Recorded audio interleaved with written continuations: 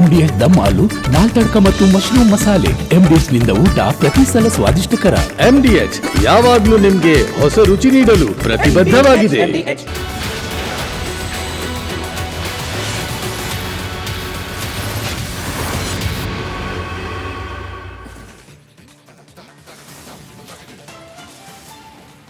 ನಮಸ್ಕಾರ, ಕರ್ನಾಟಕ ಪ್ರೈಮ್ ಟೈಮ್ಗೆ ಸ್ವಾಗತ. ನಾನು ಶ್ರೀಪಾದ್ ಪಾಟೀಲ್. ಇವತ್ತಿನ ಪ್ರೈಮ್ ಟೈಮ್ನ ಟಾಪ್ 3 ಸ್ಟೋರೀಸ್ ಅನ್ನ ನೋಡ್ತಾ ಹೋಗೋಣ. ಮೊದಲನೇದಾಗಿ, ಅಹಿಂದ ಅತಂತ್ರವಾಯಿತಾ ಅನ್ನುವಂತಹ ಪ್ರಶ್ನೆ ಈಗ ಕಾಡ್ತಾ ಇದೆ. ಈ ಪ್ರಶ್ನೆ ಕಾಡೋದಕ್ಕೂ ಕೂಡ ಬಲವಾದ ಕಾರಣ ಇದೆ ವೀಕ್ಷಕರೇ. ಬೈ ಎಲೆಕ್ಷನ್ನ ಸಂದರ್ಭದಲ್ಲಿ ಇಂಥ ಅಚ್ಚರಿಯ ಬೆಳವಣಿಗೆಗಳು ಆಗ್ತಾ ಇದೆ. ಆ ಅಚ್ಚರಿಯ ಬೆಳವಣಿಗೆಗಳು ಅಹಿಂದ, ಸಿದ್ದರಾಮಯ್ಯ ಅವರ ಅಹಿಂದವೇ ಅತಂತ್ರ ಆಗುವಂತೆ ಮಾಡ್ತಾ ಇದೆಯಾ? ಇದಕ್ಕೆ ಬಲವಾದ ಕಾರಣಗಳಿದೆ. ಅದನ್ನು ಇವತ್ತಿನ ಪ್ರೈಮ್ ಟೈಮಲ್ಲಿ ನೋಡ್ತಾ ಹೋಗೋಣ. ಇನ್ನು ಎರಡನೇ ಸ್ಟೋರಿ, ಕದನಕ್ಕೆ ವಿರಾಮ ಘೋಷಿಸುವ ಸೂಚನೆಯನ್ನ ಡೊನಾಲ್ಡ್ ಟ್ರಂಪ್ ನೀಡಿದ್ರ ಅನ್ನುವಂತಹ ಪ್ರಶ್ನೆ. ಯುದ್ಧ ಆರಂಭ ಮಾಡಿದವರು ಇವರು. ಈಗ ಯುದ್ಧ ನಿಲ್ಲಿಸೋದಕ್ಕೆ ಬಹಳ ಪ್ರಯತ್ನಗಳನ್ನು ಮಾಡ್ತಾ ಇದ್ದಾರೆ.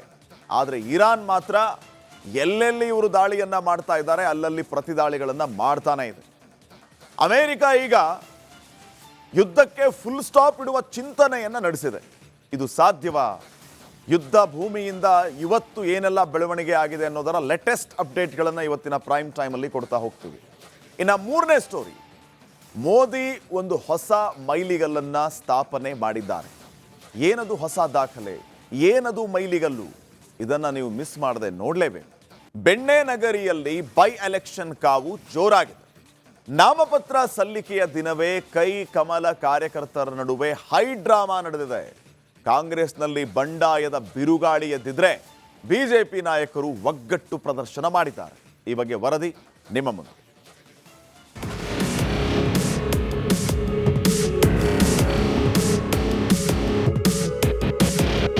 ದಾವಣಗೆರೆ ದಕ್ಷಿಣ ಕ್ಷೇತ್ರದ ಉಪಕದನದ ಕಣ ರಂಗೇರಿದೆ. ಕಾಂಗ್ರೆಸ್ ಮತ್ತು ಬಿಜೆಪಿಯಿಂದ ಅಧಿಕೃತವಾಗಿ ಹುರಿಯಾಳುಗಳು ಅಖಾಡಕ್ಕೆ ಇಳಿದಿದ್ದು, ಇಂದು ಸಮರ್ಥ ಶಾಮನೂರು ಮತ್ತು ಶ್ರೀನಿವಾಸ್ ದಾಸ್ ಕರಿಯಪ್ಪ ಭರ್ಜರಿಯಾಗಿ ನಾಮಪತ್ರ ಸಲ್ಲಿಸಿದ್ದಾರೆ. ಬೆಣ್ಣೆ ನಗರಿಯಲ್ಲಿ ನಾಮಪತ್ರ ಸಲ್ಲಿಕೆ ಭರಾಟೆ. ಕಾಂಗ್ರೆಸ್ನಲ್ಲಿ ಬಿಕ್ಕಟ್ಟು, ಬಿಜೆಪಿಯಲ್ಲಿ ಒಗ್ಗಟ್ಟು. ಶಾಮನೂರು ಶಿವಶಂಕರಪ್ಪನವರ ಅಕಾಲಿಕ ನಿಧನದಿಂದ ತೆರವಾದ ದಾವಣಗೆರೆ ದಕ್ಷಿಣ ವಿಧಾನಸಭಾ ಕ್ಷೇತ್ರಕ್ಕೆ ಮರುಚುನಾವಣೆ ನಡೀತಾ ಇದೆ. ಕಾಂಗ್ರೆಸ್ ಬಂಡಾಯದ ಬಿರುಗಾಳಿಯ ನಡುವೆಯೇ ಕಾಂಗ್ರೆಸ್ನ ಅಭ್ಯರ್ಥಿ ಸಮರ್ಥ ಶ್ರೀನಿವಾಸ್ ತಮ್ಮ ನಾಮಪತ್ರ ಸಲ್ಲಿಸಿದ್ರು.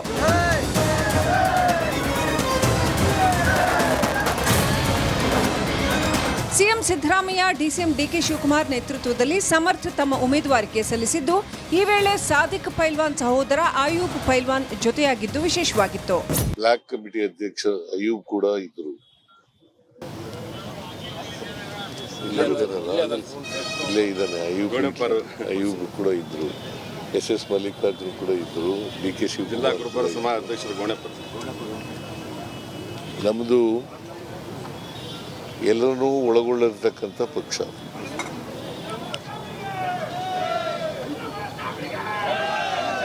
ಎಲ್ಲರನ್ನೂ ಒಳಗೊಳ್ಳಿರ್ತಕ್ಕಂಥ ಪಕ್ಷ. ಇನ್ಕ್ಲೂಸಿವ್ ಗ್ರೋತ್ನಲ್ಲಿ ನಂಬಿಕೆ ಇಟ್ಕೊಂಡಿರ್ತಕ್ಕಂಥವ್ರು. ಯಾರು ಕೂಡ ಆತಂಕ ಮಾಡೋದು ಬೇಡ. ನಮ್ಮ ಪಕ್ಷ ಓಪನ್ ಆಗಿ ಎಲ್ಲರೂ ಕೂಡ ನಾವು ನಮ್ಮ ಪಕ್ಷದ ಸಿದ್ಧಾಂತದ ಮೇಲೆ, ನಮ್ಮ ಮುಖಂಡರ ನಾಯಕತ್ವದ ಮೇಲೆ ಯಾರಿಗೆ ವಿಶ್ವಾಸ ಇದೆ ಅವರೆಲ್ಲರೂ ಕೂಡ ಸೇರಿಸ್ಕೊಳ್ಳೋಂಥ ಕೆಲಸ ಮಾಡ್ತೇವೆ. ನಾವು ದಾವಣಗೆರೆಗೆ ವಿಶೇಷವಾದಂಥ ಮೊದಲಿಂದ ಕೂಡ ಇದು ಬೆಂಗಳೂರು ನಗರದಕ್ಕಿಂತ ಭಾಳ ಉತ್ತಮವಾಗಿ ಪ್ಲ್ಯಾನ್ ಆಗಿರೋಂಥ ಒಂದು ಸಿಟಿ ಇದು. ಸುಮಾರು ನೂರಾರು ಕೋಟಿ ರೂಪಾಯಿ ಪ್ಯಾಕೇಜ್ಗಳನ್ನು ಕೊಟ್ಟಿದ್ದೇವೆ. ಈ ರಸ್ತೆ ಅಗಲೀಕರಣ ಎಲ್ಲ ಕೂಡ ಭಾಳ ಚೆನ್ನಾಗಿದೆ. ಅತ್ತ ಕಾಂಗ್ರೆಸ್ ವಿರುದ್ಧ ಮುಸ್ಲಿಂ ಸಮುದಾಯ ನಿಗಿ ಅಂತಿದ್ರೆ, ಇತ್ತ ಬಿಜೆಪಿ ನಾಯಕರು ಒಗ್ಗಟ್ಟು ಪ್ರದರ್ಶನ ಮಾಡಿದ್ರು. ಮಾಜಿ ಸಿಎಂ ಯಡಿಯೂರಪ್ಪ ಮತ್ತು ಮಾಜಿ ಸಂಸದ ಸಿದ್ದೇಶ್ವರ್ ನಾಮಪತ್ರ ಸಲ್ಲಿಕೆ ವೇಳೆ ಒಟ್ಟಿಗೆ ಭಾಗಿಯಾಗಿದ್ರು. ಬಣ ಬಡಿದಾಟ ಮರೆತು ಶ್ರೀನಿವಾಸ್ ಪರ ಹೆಜ್ಜೆ ಹಾಕಿದ್ರು. ದುಗ್ಗಮ್ಮ ದೇಗುಲದ ಮುಂದೆ ಹೈಡ್ರಾಮಾ. ನಾಮಪತ್ರ ಸಲ್ಲಿಕೆಗೂ ಮುನ್ನ ದಾವಣಗೆರೆಯ ದುಗ್ಗಮ್ಮ ದೇಗುಲದ ಮುಂದೆ ಹೈಡ್ರಾಮಾವೇ ನಡೆದೋಯ್ತು. ಬಿಜೆಪಿ ಕಾಂಗ್ರೆಸ್ ಕಾರ್ಯಕರ್ತರು ಜಿದ್ದಿಗೆ ಬಿದ್ದವರಂತೆ ತಮ್ಮ ಪಕ್ಷದ ಅಭ್ಯರ್ಥಿಗಳ ಪರ ಜೈಕಾರ ಕೂಗಿದ್ರು.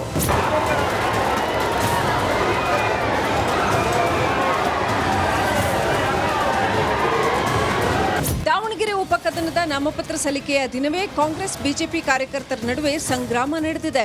ದೇವಸ್ಥಾನದ ಮುಂದೆಯೇ ಎರಡೂ ಪಕ್ಷದ ಕಾರ್ಯಕರ್ತರು ಸಮರ ಸಾರಿದ್ದು ಫಲಿತಾಂಶದವರೆಗೂ ಈ ಕದನ ಮುಂದುವರಿಯಲಿದೆ. News desk, Republic Kannada. ದಾವಣಗೆರೆಯಲ್ಲಿ ಕಾಂಗ್ರೆಸ್ ಪಾಲಿಗೆ ಮುಸ್ಲಿಂ ಸಮುದಾಯ ಅರ್ಧ ಚಂದ್ರದಂತಾಗಿದೆ. ಒಂದ್ ಕಡೆ ಸಾದಿಕ್ ಪೈಲ್ವಾನ್ ಬಂಡಾಯ ಸ್ಪರ್ಧೆಯನ್ನ ಮಾಡಿದ್ರೆ, ಮತ್ತೊಂದು ಕಡೆಯಿಂದ SDPI ತನ್ನ ಅಭ್ಯರ್ಥಿಯನ್ನ ಕಣಕ್ಕಿಳಿಸಿದೆ. ಇಬ್ಬರ ಮಧ್ಯೆ ಮೂರನೆಯ ಮುಸ್ಲಿಂ ಕ್ಯಾಂಡಿಡೇಟ್ ಅಖಾಡ ಪ್ರವೇಶ ಮಾಡಿದ್ದಾರೆ.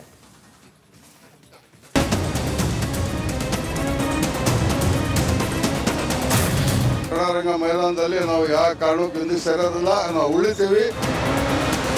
ದಾವಣಗೆರೆಯ ಬೈ ಎಲೆಕ್ಷನ್ ಕಾಂಗ್ರೆಸ್ ಪಾಲಿಗೆ ಅಕ್ಷರಶಃ ಅಗ್ನಿ ಪರೀಕ್ಷೆಯಾಗಿದೆ. ಶಾಮನೂರು ಕುಟುಂಬದ ಖದರ್ ಮುಂದೆ ಮಂಕಾದ ಹೈಕಮಾಂಡ್ ಸಮರ್ಥ್ಗೆ ಬಿ ಫಾರ್ಮ್ ನೀಡಿದೆ. ಆದರೆ ಇದರಿಂದ ಕೆರಳಿದ ಮುಸ್ಲಿಂ ಸಮುದಾಯದ ಆಕ್ರೋಶವನ್ನ ಕಟ್ಟಿಹಾಕೋದು ಹೇಗೆ ಅನ್ನೋ ಆತಂಕದಲ್ಲಿದೆ.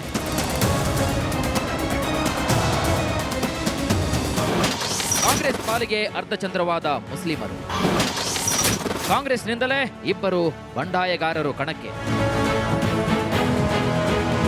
ದಾವಣಗೆರೆ ದಕ್ಷಿಣ ಕ್ಷೇತ್ರದಿಂದ ಅಲ್ಪಸಂಖ್ಯಾತ ಸಮುದಾಯಕ್ಕೆ ಟಿಕೆಟ್ ಸಿಗುತ್ತೆ ಅನ್ನೋ ಭರವಸೆಯಲ್ಲಿದ್ದ ಮುಸ್ಲಿಮರಿಗೆ ಇದೀಗ ನಿರಾಸೆಯಾಗಿದೆ. ಕಾಂಗ್ರೆಸ್ ವಿರುದ್ಧ ಕನಲಿ ಕೆಂಡವಾಗಿರುವಂತಹ ಮುಸ್ಲಿಂ ಸಮುದಾಯ ಬಂಡಾಯವೆದ್ದಿದೆ. ಮುಸ್ಲಿಂ ಸಮುದಾಯದ 4 ನಾಮಿನೇಷನ್ ಸಲ್ಲಿಸಿದ್ದಾರೆ.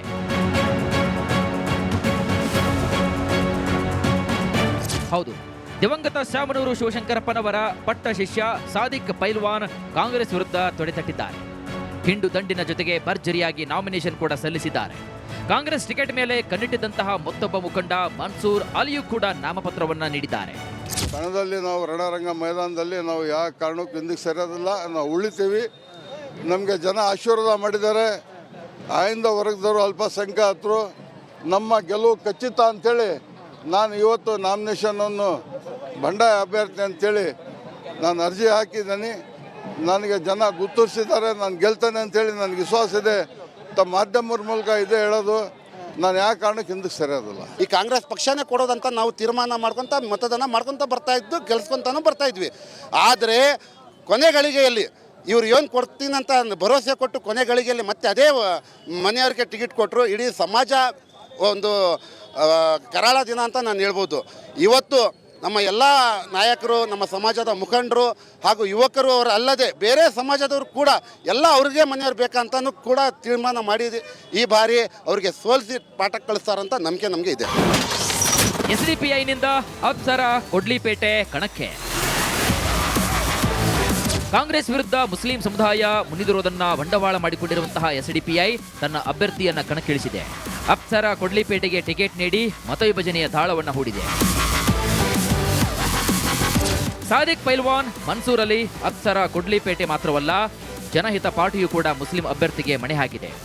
ಅಖಾಡದಲ್ಲಿ ಈಗ 4 ಮುಸ್ಲಿಂ ಕದನ ಕಲಿಗಳಿದ್ದು ಕಾಂಗ್ರೆಸ್ಗೆ ಒಳ ಏಟಿನ ಆತಂಕ ಕೂಡ ಎದುರಾಗಿದೆ.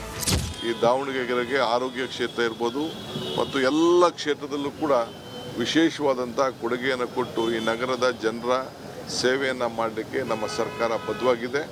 ಎಲ್ಲರೂ ಕೂಡ ಗ್ಯಾರಂಟಿಗಳು ತಲುಪ್ತಾ ಇದೆ.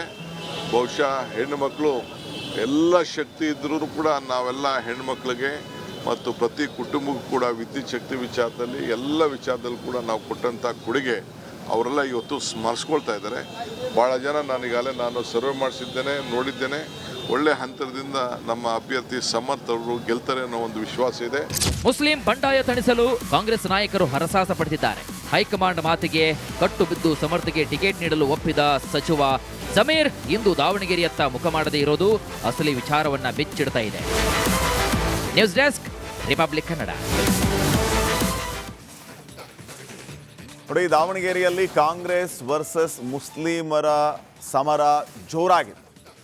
ಸಮರ್ಥ್ಗೆ ಟಿಕೆಟ್ ನೀಡಿದ್ದಕ್ಕೆ ಮುಸ್ಲಿಮರು ಸಿಡಿದೆದ್ದಿದ್ದಾರೆ. ದಾವಣಗೆರೆ ದಕ್ಷಿಣ ವಿಧಾನಸಭಾ ಕ್ಷೇತ್ರದಲ್ಲಿ 64,000 ಮುಸ್ಲಿಂ ಮತಗಳಿದ್ದರೂ ಕೂಡ ನಮ್ಮ ಬೇಡಿಕೆಯಂತೆ ನಮಗೆ ಮನ್ನಣೆ ಸಿಗಲಿಲ್ಲ ಅನ್ನುವಂಥದ್ದು ಮುಸ್ಲಿಮರ ಆಕ್ರೋಶ ಆಗಿದೆ. ನಿನ್ನೆ ತಡರಾತ್ರಿಯವರೆಗೂ ಪ್ರಭಾ ಮಲ್ಲಿಕಾರ್ಜುನ್ ಸಭೆಯನ್ನ ನಡೆಸಿದರು. ದಾವಣಗೆರೆಯ ಕಲ್ಲೇಶ್ವರ ಮಿಲ್ ಆವರಣದಲ್ಲಿ ಈ ಮೀಟಿಂಗ್ ನಡೆದಿತ್ತು. ಆ ಮೀಟಿಂಗ್ನ ಉದ್ದೇಶ ಏನಾಗಿತ್ತು ಅಂತಂದ್ರೆ ಎಲ್ಲ ಮುಸ್ಲಿಮರನ್ನ ವಿಶ್ವಾಸಕ್ಕೆ ತಗೊಂಡು ಯಾವುದೇ ಕಾರಣಕ್ಕೂ ಯಾರು ಅಖಾಡದಲ್ಲಿ ಇರುವಂತೆ ಮಾಡಬಾರ್ದು, ಎಲ್ಲರೂ ಒಕ್ಕೋರಲಿನಿಂದ ಸಮರ್ಥ್ಗೆ ಸಪೋರ್ಟ್ ಮಾಡಬೇಕು ಅನ್ನುವಂತಹ ಒಂದು ಉದ್ದೇಶವನ್ನ ಹೊಂದಿದ ಸಭೆ. ಆದರೆ ಮುಸ್ಲಿಂ ನಾಯಕರ ಮನವೊಲಿಸುವಲ್ಲಿ ಪ್ರಭಾ ಮಲ್ಲಿಕಾರ್ಜುನ್ ವಿಫಲವಾದರು. ಮನವೊಲಿಕೆಗೆ ಜಗ್ಗಲ್ಲ ಅಂತ ಸಾದಿಕ್ ಪೈಲ್ವಾನ್ ಈಗಾಗಲೇ ಹೇಳಿಬಿಟ್ಟಿದ್ದಾರೆ. ನಾವೇನು ಬಾಯಲ್ಲಿ ಲಾಲಿಪಾಪ್ ಇಟ್ಕೊಂಡು ಕೂತಿಲ್ಲ, ನೀವು ಹೇಳ್ದಂಗೆಲ್ಲ ತಲೆ ಅಲ್ಲಾಡಿಸಿ ಓಕೆ ಅನ್ನೋದಕ್ಕೆ ನಮಗೂ ಸ್ವಾಭಿಮಾನ ಇದೆ, ಆತ್ಮಾಭಿಮಾನ ಇದೆ. ನಾವು ಅಖಾಡದಲ್ಲಿ ನಿಲ್ತೀವಿ ಅಂತ ಹೇಳಿ ಸಾದಿಕ್ ಪೈಲ್ವಾನ್ ಈಗಾಗಲೇ ತೊಡೆ ತಟ್ಟಾಗಿದೆ. ಹಾಗಿದ್ರೆ ಸಾದಿಕ್ ಪೈಲ್ವಾನನ್ನ ಯಾವ ರೀತಿ ಸಮಾಧಾನ ಮಾಡಬೇಕು ಅನ್ನುವಂಥ ಪ್ರಶ್ನೆಯ ಮಧ್ಯೆ ಈಗ ಅಖಾಡದಲ್ಲಿ ಅವರು ಉಳಿದುಕೊಂಡಿದ್ದಾರೆ. ಕೇವಲ ಸಾದಿಕ್ ಪೈಲ್ವಾನ್ ಸವಾಲು ಮಾತ್ರ ಅಲ್ಲ, ಇಲ್ಲಿ ಸಂಪೂರ್ಣ ಮುಸ್ಲಿಂ ಸಮುದಾಯ ಈಗ ಶಾಮನೂರು ಫ್ಯಾಮಿಲಿಯ ವಿರುದ್ಧ ಅನ್ನೋದಕ್ಕಿಂತ ಕಂಪ್ಲೀಟ್ ಕಾಂಗ್ರೆಸ್ನ ವಿರುದ್ಧ ತೊಡೆ ತಟ್ಟಿದೆ. ಮತ್ತೊಂದು ಕಡೆ SDPI ಅಭ್ಯರ್ಥಿ ಕೂಡ ಅಖಾಡದಲ್ಲಿರೋದು. ಬಿಜೆಪಿಗೆ ಲಾಭ ಆಗಲಿ ಅಂತ ಅಭ್ಯರ್ಥಿಯನ್ನ ಶಿವಸೇನೆಯವರು ಹಾಕಿಲ್ಲ. ನಾಮಪತ್ರ ಸಲ್ಲಿಕೆಯಿಂದ ಜಮೀರ್ ಅಹಮದ್ ಕೂಡ ದೂರ ಉಳಿದಿದ್ದಾರೆ. ಭಾರಿ ಪ್ರಯತ್ನ ಮಾಡಿದ್ರು, ಮುಸ್ಲಿಂ ಸಮುದಾಯಕ್ಕೇನೆ ನಾವು ಟಿಕೆಟ್ ಅನ್ನ ತಗೊಂಡ್ಬರ್ತೀವಿ, ಮುಸ್ಲಿಂ ಕ್ಯಾಂಡಿಡೇಟ್ಗೆ ಟಿಕೆಟ್ ಸಿಗ್ಲಿಲ್ಲ ಅಂತಂದ್ರೆ ರಾಜೀನಾಮೆ ಕೊಟ್ಬಿಡ್ತೀನಿ ಅಂತ ಜಮೀರ್ ಅಹಮದ್ ಹೇಳಿದ್ರು. ಆವಾಗ ಸುರ್ಜೇವಾಲಾ ಹೇಳಿದ್ದು ಅವ್ರಿಗೆ ಒಂದೇ ಮಾತಂತೆ, ನಾನಿಲ್ಲಿ ಯಾರ ಅಧಿಕಾರವನ್ನ ಕಸ್ಕೊಳ್ಳೋಕ್ಕೂ ಬಂದಿಲ್ಲ, ಕೊಡೋಕ್ಕೂ ಬಂದಿಲ್ಲ, ರಾಜೀನಾಮೆ ಕೊಡೋದು ನಿಮ್ಮ ಆಸಕ್ತಿ ಆಗಿದ್ರೆ ರಾಜೀನಾಮೆ ಕೊಡಿ, ನಿಮಗೆ ಬಿಟ್ಟಿದ್ದು ಅಂತ ಹೇಳಿದ್ರದ್ದು. ಈ ಕಡೆ ಯಾವಾಗ ಜಮೀರ್ಗೆ ದೊಡ್ಡ ಹಿನ್ನಡೆ ಆಯಿತು, ಯಾವ ಮುಖ ಇಟ್ಕೊಂಡು ದಾವಣಗೆರೆಗೆ ಹೋಗೋದು, ಅದು ಕೂಡ ಮುಸ್ಲಿಮರ ವಿರೋಧ ಎಷ್ಟರ ಮಟ್ಟಿಗೆ ಇದೆ ಅಂತಂದ್ರೆ ಬಂಡಾಯ ಅಭ್ಯರ್ಥಿಗಳು ಸಾಮೂಹಿಕವಾಗಿ ನಾಮಪತ್ರ ಸಲ್ಲಿಸಿದ್ದಾರೆ. ಸಾದಿಕ್ ಪೈಲ್ವಾನ್ ಹೇಳ್ತಾ ಇದ್ದದ್ದೇನು ಅಂತಂದ್ರೆ ನಾವು ಯಾವುದೇ ಕಾರಣಕ್ಕೂ ಅಖಾಡದಿಂದ ಹಿಂದೆ ಸರಿಯಲ್ಲ ಅಂತ ಹೇಳಿ. ಹಿಂಗಾಗಿ ಕಲಾಪದ ನೆಪವೊಡ್ಡಿ ದಾವಣಗೆರೆಯಿಂದ ಜಮೀರ್ ದೂರ ಉಳಿದ್ರು. ಮುಸ್ಲಿಮರ ವಿರೋಧವನ್ನ ಕಟ್ಕೊಳ್ಳೋದಕ್ಕೆ ಜಮೀರ್ ಮುಂದಾಗಿಲ್ಲ. ಕಲಾಪದ ನೆಪ ಹೇಳ್ತಾ ಇದ್ದಾರೆ. CM Siddaramaiah, DCM DK ಶಿವಕುಮಾರೇ ಬಂದ್ಬಿಟ್ಟಿದಾರಲ್ಲಿ. ಅವರಿಬ್ಬರಿಗಿಲ್ಲದ ಕಲಾಪ ಇವ್ರಿಗ? ಮುಖ್ಯಮಂತ್ರಿಗಳು ಕಲಾಪದಲ್ಲಿ ಇರಬೇಕು, ಅವರೇ ದಾವಣಗೆರೆಯಲ್ಲಿದ್ದಾರೆ. ಉಪಮುಖ್ಯಮಂತ್ರಿಗಳು ಇರಬೇಕು, ಅವರೇ ದಾವಣಗೆರೆಗೆ ಬಂದಿದ್ದಾರೆ. ಇನ್ನು ಜಮೀರ್ ಅಹಮದ್ ಹೇಳ್ತಾ ಇರೋದು ನನಗೆ ಕಲಾಪ ಇದೆ ಅಂತ. ಬಾ ಏನು ಕಲಾಪದ ಮೇಲೆ ಪ್ರೀತಿ, ಯಾವತ್ತೂ ಇಲ್ಲದ ಪ್ರೀತಿ ಇವತ್ತು. ಇವರು ಉತ್ತರ ಕೊಡೋ ಟೈಮಲ್ಲಿ ಯಾವುದೋ ಒಂದು ರೆಸ್ಟೋರೆಂಟಲ್ಲೋ ಹೋಟೆಲಲ್ಲಿ ಇರ್ತಾರೆ ಅಂತ ಜನನೇ ಎಷ್ಟು ಆಕ್ರೋಶವನ್ನು ವ್ಯಕ್ತಪಡಿಸ್ತಾರೆ. ಇವತ್ತು ಕಲಾಪ ನೆನಪಾಗ್ಬಿಡ್ತು ಇವರಿಗೆ. ಕ್ವಶನ್ ಇದೆ, ನಂದು ಕ್ವಶನ್ ಅಂತ ಹೇಳ್ತಾ ಇದ್ರು. ಎನಿಹೌ ಜಮೀರ್ಗೆ ನಿಜ ಹೇಳಬೇಕು ಅಂತಂದರೆ ಇನ್ಸಲ್ಟ್ ಆಗಿದೆ, ಸಮುದಾಯದವರಿಗೆ ಮುಖ ತೋರಿಸೋದಕ್ಕೆ ಆಗ್ತಾ ಇಲ್ಲ. ಹೀಗಾಗಿ ದಾವಣಗೆರೆಗೆ ಅವರು ಹೋಗಿಲ್ಲ. ಇದನ್ನು ನೇರವಾಗಿ ಅವರು ಒಪ್ಕೊಳ್ಳದೆ ಕಲಾಪದ ನೆಪವನ್ನು ಹೇಳ್ತಾ ಇದ್ದಾರೆ. ಬಿಡಿ, ಅವ್ರಿಗೆ ಬಿಟ್ಟಿದ್ದು, ಅವ್ರು ಏನು ಸಬೂಬು ಕೊಡ್ತಾರೋ ಕೊಟ್ಕೊಳ್ಳಿ. ಇನ್ನು ನೆಕ್ಸ್ಟ್ ದಾವಣಗೆರೆಯಂತೆ ಬಾಗಲಕೋಟೆಯಲ್ಲೂ ಕೂಡ ಉಪಸಮರದ ಕಣ ಕಾವೇರಿತ್ತು. ಕಾಂಗ್ರೆಸ್ ಬಿಜೆಪಿ ಅಭ್ಯರ್ಥಿಗಳು ಭರ್ಜರಿಯಾಗಿ ನಾಮಿನೇಷನ್ ಹಾಕಿದ್ದಾರೆ. ಸಿದ್ದರಾಮಯ್ಯ, ವಿಜೇಂದ್ರ ಸೇರಿ ನಾಯಕರ ದಂಡೇ ಅಲ್ಲಿಗೆ ಹರಿದು ಬಂದಿತ್ತು. ಬಾಗಲಕೋಟೆಯಲ್ಲಿ ಕೇಸರಿ ಕಲರವ ಯಾವ ರೀತಿ ಇತ್ತು, ನಾಮಿನೇಷನ್ ಭರಾಟೆ ಯಾವ ರೀತಿ ಇತ್ತು ನೋಡ್ಕೊಂಬನ್ನಿ.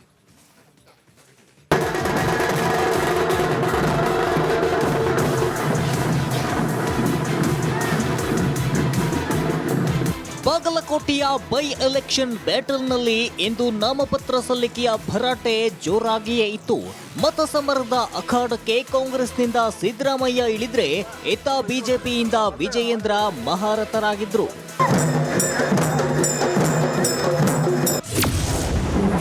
ಬಾಗಲಕೋಟೆಯಲ್ಲೂ ಬೈ ಎಲೆಕ್ಷನ್ ಬ್ಯಾಟಲ್. ಕಾಂಗ್ರೆಸ್ ಬಿಜೆಪಿಯಿಂದ ಗೆಲುವಿಗಾಗಿ ರಣಕಂಕಣ. HY ಮೇಟಿ ಅಕಾಲಿಕ ನಿಧನದಿಂದ ತೆರವಾದ ಬಾಗಲಕೋಟೆ ವಿಧಾನಸಭಾ ಕ್ಷೇತ್ರಕ್ಕೂ ಉಪಚುನಾವಣೆ ನಡೆಯುತ್ತಿದೆ. ಟಿಕೆಟ್ಗಾಗಿ ಮೇಟಿ ಕುಟುಂಬದಲ್ಲಿ ಮೂಡಿದ್ದ ಕಲಹಕ್ಕೆ ಸಿದ್ದರಾಮಯ್ಯ ಕದನ ವಿರಾಮ ಘೋಷಿಸಿದ್ದು, ಉಮೇಶ್ ಮೇಟಿಗೆ ಬಿ ಫಾರಂ ನೀಡಿದ್ರು. ಮಾತ್ರವಲ್ಲ, ಖುದ್ದು DKಶಿ ಜೊತೆಗೂಡಿ ಸಿಎಂ ಮುಂದೆ ನಿಂತು ನಾಮಪತ್ರ ಸಲ್ಲಿಸಿದ್ರು.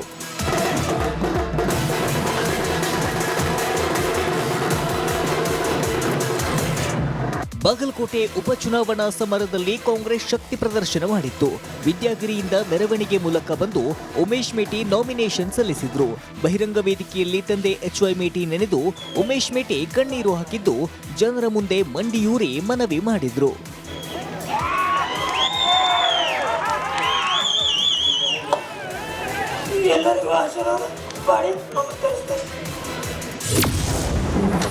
ಗೆಲುವಿನ ಸವಾಲು ಸ್ವೀಕರಿಸಿದ ವಿಜಯೇಂದ್ರ.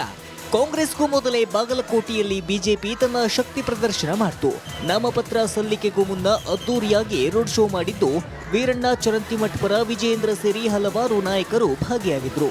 ಬಾಗಲಕೋಟೆ, ದಾವಣಗೆರೆಯನ್ನ ಸವಾಲಾಗಿ ಸ್ವೀಕರಿಸಿದ್ದೇವೆ ಎಂದು ರಾಜ್ಯಾಧ್ಯಕ್ಷರು ಘೋಷಿಸಿದ್ರು. ಭಾರತೀಯ ಜನತಾ ಪಾರ್ಟಿ ನಾವೆಲ್ಲರೂ ಸಹ ಒಟ್ಟಾಗಿ ಒಂದಾಗಿ ಬಾಗಲಕೋಟೆ ಹಾಗೂ ದಾವಣಗೆರೆ ದಕ್ಷಿಣ ವಿಧಾನಸಭಾ ಕ್ಷೇತ್ರ ಎರಡೂ ಚುನಾವಣೆಗಳನ್ನು ನಾವು ಸವಾಲಾಗಿ ಸ್ವೀಕಾರ ಮಾಡಿದ್ದೇವೆ. ಪಕ್ಷದ ನಮ್ಮ ಕಾರ್ಯಕರ್ತರು, BJP ಮತ್ತು JDS ಪಕ್ಷದ ಎರಡೂ ಪಕ್ಷದ ಕಾರ್ಯಕರ್ತರು ಒಟ್ಟಾಗಿ ಒಂದಾಗಿ ಈ ದುಷ್ಟ ಕಾಂಗ್ರೆಸ್ ಸರ್ಕಾರದ ವಿರುದ್ಧ ನಾವು ಗೆದ್ದೇ ಗೆಲ್ಲಬೇಕು ಅನ್ನೋ ಒಂದು ಸಂಕಲ್ಪವನ್ನು ತೊಟ್ಟು ಅಖಾಡಕ್ಕೆ ಇಳಿದಿರುವಂಥದ್ದು. ಬಾಗಲಕೋಟೆಯಲ್ಲೂ ಚುನಾವಣಾ ರಣಕಣ ರಂಗೇರಿದೆ. ಗೆಲುವಿಗಾಗಿ ಕಾಂಗ್ರೆಸ್ ಬಿಜೆಪಿ ನಾಯಕರು ಮತ ಸಮರಕ್ಕೆ ಇಳಿದಿದ್ದಾರೆ. ವಿಜಯಲಕ್ಷ್ಮಿಯನ್ನ ಒಲಿಸಿಕೊಳ್ಳಲು ತಂತ್ರದ ಮೇಲೆ ತಂತ್ರ ಹೆಣೆಯುತ್ತಿದ್ದಾರೆ.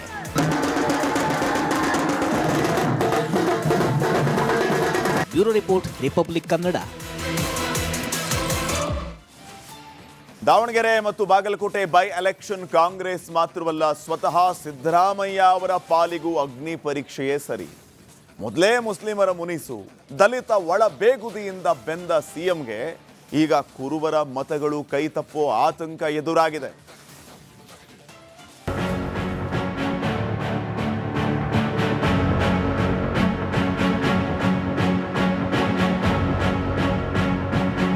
ಸಿದ್ದರಾಮಯ್ಯ ಕರ್ನಾಟಕಕ್ಕೆ ದಾಖಲೆಯ 17ನೇ ಬಜೆಟ್ ನೀಡಿ ಲೆಕ್ಕರಾಮಯ್ಯ ಅನ್ನೋ ಹೆಸರನ್ನ ಅಜರಾಮರವಾಗಿ ಮಾಡಿರುವಂತಹ ಸಿಎಂಗೆ ಅಹಿಂದರಾಮಯ್ಯ ಅನ್ನೋ ಅನವರ್ತಕ ನಾಮವೂ ಕೂಡ ಇದೆ.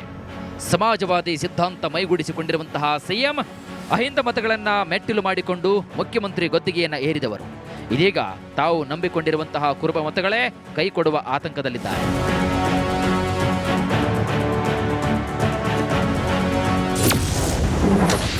ಮುಸ್ಲಿಂ ಒಳಬೇಗುದಿ ನಡುವೆ ಸಿಎಂಗೆ ಶಾಕ್.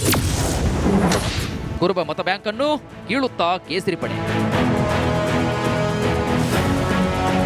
ಬಿಜೆಪಿ ಅಂದ್ರೆ ಅದೊಂದು ಚುನಾವಣಾ ಮಿಷನ್. ತಂತ್ರವೋ ಪ್ರತಿತಂತ್ರವೋ ನಮಗೆ ಗೆಲುವು ಬೇಕು. ಸೋಲೆಂಬುದು ಕನಸಿನಲ್ಲೂ ಕಾಡಬಾರದು ಅಂತಿರೋ ಕೇಸರಿ ಪಕ್ಷ ದಾವಣಗೆರೆ ಮತ್ತು ಬಾಗಲಕೋಟೆ ಚುನಾವಣೆಯಲ್ಲೂ ಕೂಡ ರಣತಂತ್ರವನ್ನ ಹೆಣಿತಾ ಇದೆ.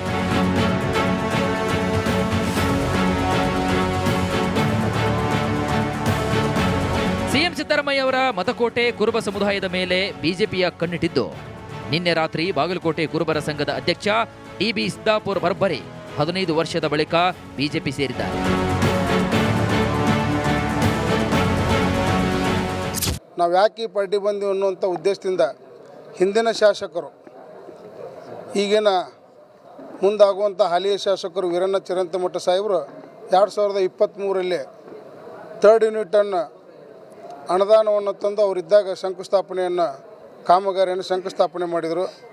ಅಲ್ಲಿಂದ ಇಲ್ಲಿವರೆಗೂ ಆ ಶಂಕುಸ್ಥಾಪನೆ ಮಾಡಿದಂಥ ಕಾಮಗಾರಿಗಳನ್ನು ಇವತ್ತಿನವರೆಗೂ ಆ ಕಾಮಗಾರಿಯನ್ನು ವೀಕ್ಷಣೆ ಮಾಡುವಂಥ ಹಿಂದಿನ ಶಾಸಕರು ಮಾಡಲಿಲ್ಲ.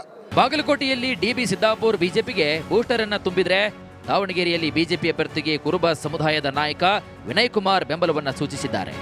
ನಾಮಪತ್ರ ಸಲ್ಲಿಕೆಯ ವೇಳೆ ಸಾಥ್ ನೀಡಿದ್ದು, ನಮ್ಮ ಸಮುದಾಯ ನಿಮ್ಮ ಪರ ಇದೆ ಅಂತ ಶ್ರೀನಿವಾಸ್ ದಾಸಕರಿಯಪ್ಪಗೆ ಬಲ ತುಂಬಿದ್ದಾರೆ. ಯಾಕೆ ಈ ನಿರ್ಧಾರ ಅಂತಂದ್ರೆ, ಈಗ ನಮಗೆ ದಾವಣಗೆರೆಯಲ್ಲಿ ಬೇಕಿರುವಂತದ್ದು ಒಂದು ಬದಲಾವಣೆ. ಆ ಬದಲಾವಣೆ ನಮ್ಮ ಶ್ರೀನಿವಾಸ್ ದಾಸಕರಿಯಪ್ಪನವರಿಂದ ಶುರು ಆಗಬೇಕು ದಕ್ಷಿಣ ಕ್ಷೇತ್ರದಲ್ಲಿ. ಯಾಕೆ ಅಂತಂದ್ರೆ, ಅವ್ರಿಗೂ ಕೂಡ ಯುವಕರು ಬಡತನದಿಂದ ಬಂದಿದ್ದಾರೆ, ಕಷ್ಟ ನೋವಿನ ಅರಿವಿದೆ ಅವರಿಗೆ. ಅವರ ತಂದೆಯವರು ಒಂದಾನೊಂದು ಕಾಲದಲ್ಲಿ ಹಮಾಲಿ ಕೆಲಸ ಮಾಡ್ತಿದ್ದಂಥವ್ರು, ಗ್ರಾಮ ಪಂಚಾಯತಿ ಮೆಂಬರ್ ಆಗಿದ್ರು, ಅಧ್ಯಕ್ಷರಾಗಿದ್ರು. ಗ್ರಾಸ್ ರೂಟ್ಲಿಂದ ಬಂದಿರುವಂತವ್ರು, ಜನಸಾಮಾನ್ಯರ ಜೊತೆ ಬೆರೆಯುವಂತವ್ರು, SDK ಅಂತಾನೆ ಯೂತ್ ಅಲ್ಲಿ ಬಹಳ ಫೇಮಸ್ ಆಗಿರುವಂತವ್ರು, ಜನಪ್ರಿಯರಾಗಿರುವಂತವ್ರು, ಜನಾನುರಾಗಿ ಕೂಡ ಅವರು. ಸೊ ಇಂಥ ಒಬ್ಬ ವ್ಯಕ್ತಿಯನ್ನ ನಾವು ವಿಧಾನಸಭೆಗೆ ಕಳಿಸುವಂತ ಜವಾಬ್ದಾರಿ ನಮ್ಮೆಲ್ಲರ ಮೇಲಿದೆ. ಮೊದಲೇ ಮುಸ್ಲಿಮರ ಮುನಿಸಿನಿಂದ ಕಂಗೆಟ್ಟು ಹೋಗಿರುವಂತಹ ಕಾಂಗ್ರೆಸ್ಗೆ ಇದೀಗ ಕುರುಬರ ಮತ ಬ್ಯಾಂಕ್ ಛಿದ್ರವಾಗುವ ಆತಂಕ ಮನೆ ಮಾಡಿದೆ.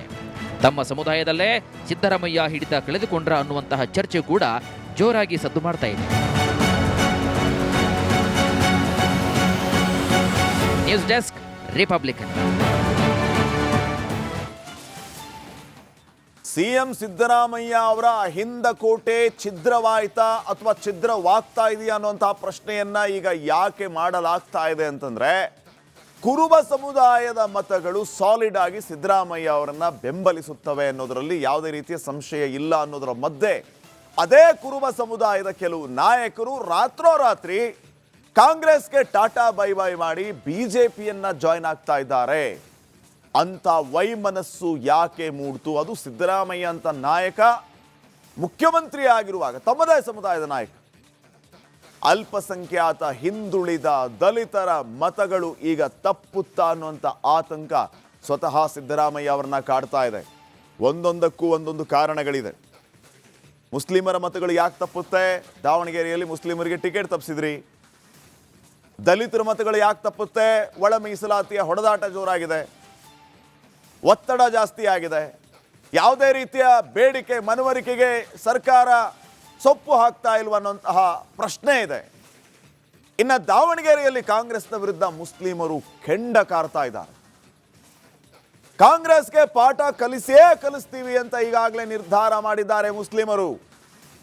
ಅಲ್ಪಸಂಖ್ಯಾತರ ಮತಗಳು ವಿಭಜನೆಯಾಗೋದು ನಿಶ್ಚಿತ. ಇಲ್ಲಿ ಇದೇ ರೀತಿಯ ಇರಾದೆಯಲ್ಲಿ ಮುಸ್ಲಿಮರು ಮುಂದುವರೆದ್ರೆ, ಇನ್ನು ದಲಿತ ಸಮುದಾಯದಲ್ಲೂ ಕೂಡ ಒಳ ಮೀಸಲಾತಿಯ ವಿಚಾರ ಕಿಚ್ಚೆಬ್ಬಿಸಿದೆ.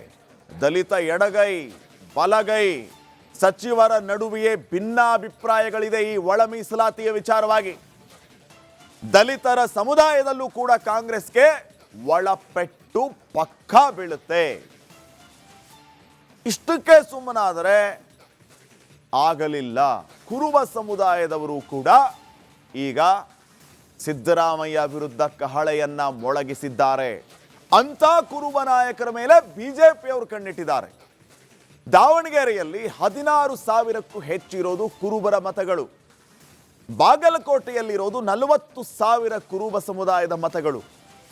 ಎರಡೂ ಕ್ಷೇತ್ರದಲ್ಲೂ ಬಿಜೆಪಿ ಅಭ್ಯರ್ಥಿಗೆ ಕುರುಬ ನಾಯಕರ ಬೆಂಬಲ ವ್ಯಕ್ತವಾಗಿದೆ.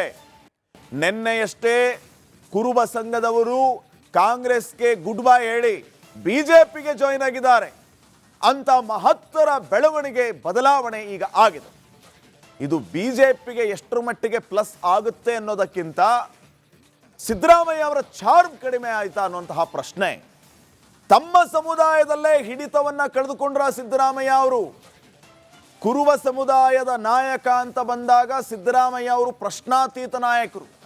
ಆದರೆ ಅವರ ನಾಯಕತ್ವಕ್ಕೆ ಧಿಕ್ಕಾರ ಹೇಳಿ ಕುರುಬ ಸಮುದಾಯದವರೇ ಬಿಜೆಪಿಯನ್ನ ಸೇರ್ತಾ ಇದ್ದಾರೆ ರಾತ್ರೋರಾತ್ರಿ. ಹಿಂಗಾಗಿ ಅಹಿಂದ ಅತಂತ್ರ ಅನ್ನುವಂತಹ ಟೈಟಲ್ ಅನ್ನು ನಾವು ಕೊಟ್ಟಿದ್ದು. ಬೈ ಎಲೆಕ್ಷನ್ ಅಲ್ಲಿ ಕುರುಬರ ಮತ ಬಿಜೆಪಿಗೆ ಹೋದ್ರೆ ಸಿಎಂಗೂ ಸಂಕಷ್ಟ. ಸ್ವಪ್ರತಿಷ್ಠೆಯ ಪ್ರಶ್ನೆ. 2028 ಚುನಾವಣೆಯಲ್ಲಿ ಅಹಿಂದ ಮತ ಬ್ಯಾಂಕ್ ಕತೆ ಏನು ಹಾಗಿದ್ರೆ, ಇದೇ ರೀತಿಯ ಟ್ರೆಂಡ್ ಮುಂದುವರೆದ್ರೆ ಮಾಸ್ ಲೀಡರ್ ಅಹಿಂದ ರಾಮಯ್ಯ ಅಂತ ಕರೆಸ್ಕೊಳ್ಳೋ ಸಿದ್ದರಾಮಯ್ಯ ಅವರ ಕತೆ ಏನು? ಕುರುಬ ಸಮುದಾಯ ವಿಶ್ವಾಸಕ್ಕೆ ತಗೊಳ್ಳುವಂತಹ ಅನಿವಾರ್ಯತೆ ಮತ್ತು ಅಂತ ಪರಿಸ್ಥಿತಿ ಈಗ ಸಿದ್ದರಾಮಯ್ಯ ಅವರಿಗೆ ಬಂದೊದಗಿದೆ. ನೋಡೋಣ ಏನಾಗುತ್ತೆ, ಸಿದ್ದರಾಮಯ್ಯ ಅವರು ಇದನ್ನ ಎಷ್ಟು ಗಂಭೀರವಾಗಿ ತಗೊಳ್ತಾರೆ ಅಂತ ಹೇಳಿ. ಇನ್ನು ನೆಕ್ಸ್ಟ್, ಇವತ್ತು ವಿಧಾನಸಭೆಯ ಕಲಾಪದ ಸಂದರ್ಭದಲ್ಲಿ ಕಾಂಗ್ರೆಸ್ ಮತ್ತು ಬಿಜೆಪಿ ಸದಸ್ಯರ ನಡುವೆ ಜೋರು ಜಟಾಪಟಿ ನಡೆದಿದೆ. ಸ್ಥಳೀಯ ಸಂಸ್ಥೆಗಳ ಚುನಾವಣೆಗೆ ಇವಿಎಂ ಬದಲು ಬ್ಯಾಲೆಟ್ ಪೇಪರ್ ಬಳಕೆ ಮಾಡೋದಕ್ಕೆ ರಾಜ್ಯ ಸರ್ಕಾರ ನಿರ್ಧಾರ ಮಾಡಿದ್ದು, ಈ ಸಂಬಂಧ ಇವತ್ತು ಮಸೂದೆ ಮಂಡಿಸಿತ್ತು. ಇವಿಎಂ ಮೇಲೆ ಜನರ ವಿಶ್ವಾಸ ಕಡಿಮೆ ಆಗ್ತಾ ಇದೆ. ಈ ಕಾರಣದಿಂದ ಬ್ಯಾಲೆಟ್ ಪೇಪರ್ ಮೂಲಕ ಚುನಾವಣೆಗೆ ತೀರ್ಮಾನಿಸಲಾಗಿದೆ ಅಂತ ಸಚಿವ ಪ್ರಿಯಾಂಕ್ ಖರ್ಗೆ ಪ್ರಸ್ತಾಪ ಮಾಡಿದರು. ಸರ್ಕಾರದ ಪ್ರಸ್ತಾಪವನ್ನ ಬಿಜೆಪಿ ಬಲವಾಗಿ ವಿರೋಧ ಮಾಡಿತು. ಇವಿಎಂ ಸರಿಯಿಲ್ಲ ಅನ್ನೋರು ಇಲ್ಲಿ ಕುತ್ಕೊಳ್ಳಕ್ಕೆ ಯೋಗ್ಯತೆ ಇಲ್ಲ, ಇದೊಂದು ನಾಚಿಕೆಗೆಟ್ಟ ಸರ್ಕಾರ ಅಂತ ವಿಪಕ್ಷ ನಾಯಕ ಅಶೋಕ್ ಕಿಡಿಕಾರಿದ್ದು ಮಸೂದೆ ವಿರೋಧಿಸಿ ಬಿಜೆಪಿ ಸದಸ್ಯರು ಸಭಾತ್ಯಾಗ ಮಾಡಿದರು. ನನಗೂ ಇದನ್ನ ಮರುಸ್ಥಾಪಿಸಬೇಕು ಅಂತ ಇದೆ. ಇವ್ರು ಯಾರು ಇಲ್ಲಿ ಕೂತ್ಕೊಳಕ್ಕೆ ಯೋಗ್ಯತೆ ಇಲ್ಲ. ಈಗಾಗಲೇ ಇವಿಎಂ ಸರಿ ಇಲ್ಲ ಅಂದ್ರೆ ಇವ್ರು ಯಾಕೆ ಕೂತ್ಕೊಂತಾರೆ? ಇಲ್ಲಿ ಯಾಕೆ ಕೂತ್ಕೊಂತಾರೆ ಇವರು?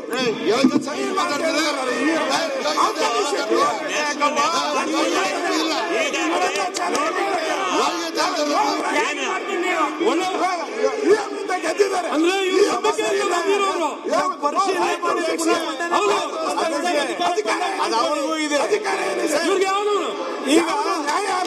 ವಿರೋಧ ಪಕ್ಷ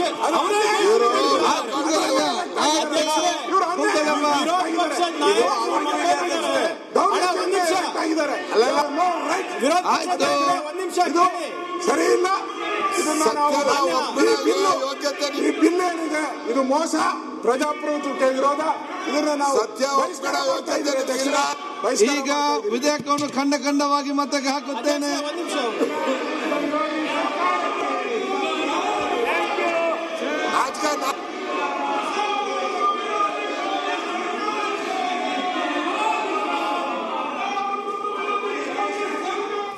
ಸತತ 24ನೇ ದಿನವೂ ಇರಾನ್ ಇಸ್ರೇಲ್ ನಡುವೆ ಘೋರ ಕದನ ನಡೀತಾ ಇದೆ.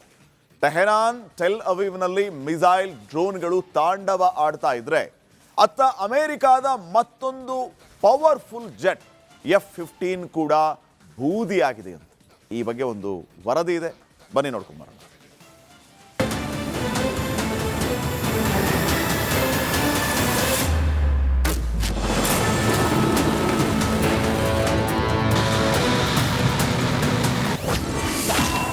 ನಾಲ್ಕನೇ ದಿನವೂ ಮಧ್ಯಪ್ರಾಚ್ಯದಲ್ಲಿ ಘನಘೋರ. ಟೆಹರಾನ್ ಟೆಲ್ ಅವೀವ್ನಲ್ಲಿ ಮಿಸೈಲ್ಗಳ ತಾಂಡವ.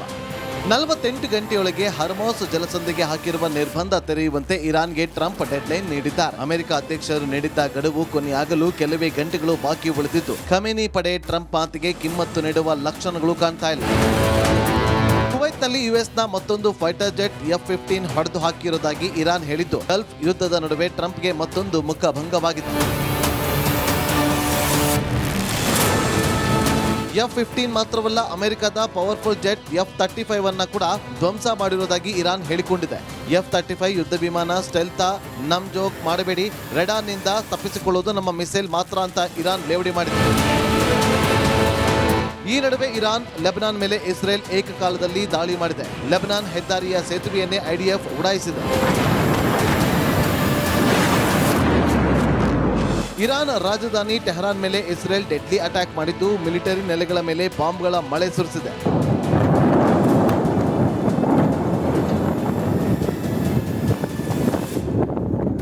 ಇಪ್ಪತ್ನಾಲ್ಕನೇ ದಿನವೂ ಇರಾನ್ ಇಸ್ರೇಲ್ ನಡುವೆ ಘನಘೋರ ಕದನ ನಡೆದಿದೆ. ಟೆಲ್ ಅವೀವ್ನಲ್ಲಿ ಇರಾನ್ ಮಿಸೈಲ್ ಡ್ರೋನ್ ತಾಂಡವವಾಡಿದೆ. ಇರಾನ್ ಮಿಸೈಲ್ ಹೊಡೆದು ಉಳಿಸಲು ಇಸ್ರೇಲ್ ವಿಫಲವಾಗಿದ್ದು, ಟೆಲ್ ಅವೀವ್ನ ಕೇಂದ್ರ ಭಾಗ ಧಗಧಗಿಸಿದೆ.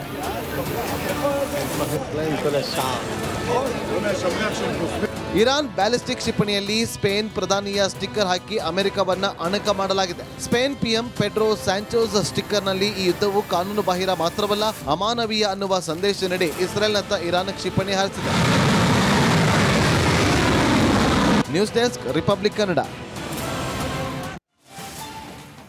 24ನೇ ದಿನ ಇವತ್ತು ಯುದ್ಧ. ಮಧ್ಯಪ್ರಾಚ್ಯದ ಘನಘೋರ ಯುದ್ಧಕ್ಕೆ ಬ್ರೇಕ್ ಬೀಳುತ್ತಾ ಅನ್ನುವಂತಹ ಪ್ರಶ್ನೆ ಇದೆ. ಖುದ್ದು ಸಂಧಾನಕ್ಕೆ ಅಮೆರಿಕ ಅಧ್ಯಕ್ಷ ಡೊನಾಲ್ಡ್ ಟ್ರಂಪ್ ಮುಂದಾದ್ರ ಅನ್ನುವಂತಹ ಪ್ರಶ್ನೆ ಕೂಡ ಈಗ ಮೂಡ್ತಾ ಇದೆ. ಕಾರಣ, ಮುಂದಿನ 5 ದಿನ ಇರಾನ್ ಮೇಲೆ ಯಾವುದೇ ರೀತಿಯ ದಾಳಿಯನ್ನ ಮಾಡಲುವಂತೆ USA 5 ದಿನ ನಾವು ದಾಳಿಯನ್ನ ಮಾಡಲ್ಲ ಅಂತ ಹೇಳಿದೆ. ಇರಾನ್ 47 ವರ್ಷಗಳಿಂದ ಮಧ್ಯಪ್ರಾಚ್ಯಕ್ಕೆ ಆತಂಕವನ್ನ ತಂದಿದೆ.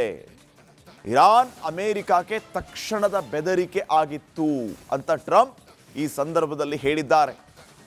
ಅಯತ್ ಉಲ್ಲಾ ಖಮೇನಿ ಬದುಕಿಲ್ಲ, ಮೊಜ್ತಬಾ ಸ್ಥಿತಿಗತಿ ತಿಳಿದಿಲ್ಲ, ಮೊಜ್ತಬಾ ಇರಾನ್ ನಾಯಕ ಅಂತ ನಾನು ಒಪ್ಪಲ್ಲ ಅಂತ ಇದೇ ಸಂದರ್ಭದಲ್ಲಿ ಡೊನಾಲ್ಡ್ ಟ್ರಂಪ್ ಹೇಳಿಯಾಗಿದೆ.